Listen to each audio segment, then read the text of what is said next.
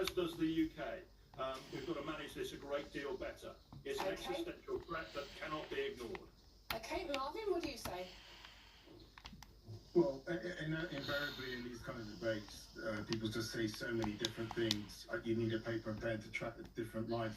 I mean, if we're talking about harm to the UK, one of the biggest harms done to the UK economy in the last 10 years has taken 6 to 8% of our GDP is Brexit. So they're doing enough self-harm. I think when we talk about immigration, again, using the language of fight, I mean, these are just reheated arguments from years gone by. When we're talking about immigration, we need to understand about the role of immigration as it relates to our national interest. If we're patriots, if we love the country, we start thinking about a strong economy, having adequate resources, and we have to have a clear understanding of the nature of the relationship between immigration and economic growth. Now, I'm not going to go into that now, there's plenty of material on it, but it's safe to say there's a positive correlation. No one's talking about unmanaged immigration. In fact, I've just come back from Los Angeles with mayors from the G20 countries. No one's talking about unmanaged migration.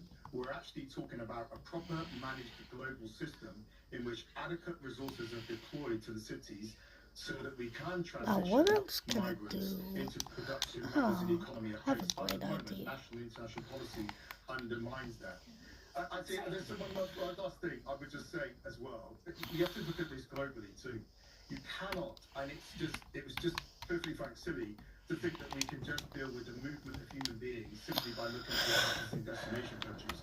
You have to think about push factors, be they conflict, climate change, political instability, and our participation in creating those push factors. It's just an evidence-based approach to managing human nature, and human nature is that people have always moved. Okay, just quickly, Marvin, would you say then that the groups of young men we do see coming over in the boats, many of whom have gone on to commit some of the most horrific crimes recently, would you say we should just accept them and they should be integrated?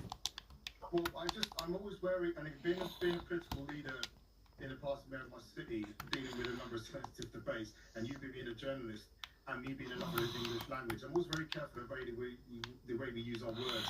To say many of them have been involved, I don't think is to say accurate. I'm not saying no one's been involved, but that creates an image.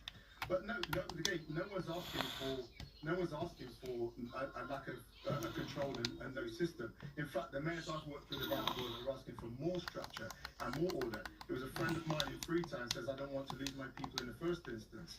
So that's important. When we're talking about British culture, by the way, look, I'm a mixed race man, right? My granddad's from Merthyr Tydfil in South Wales, son of a miner. My man's family, white English working class, back to the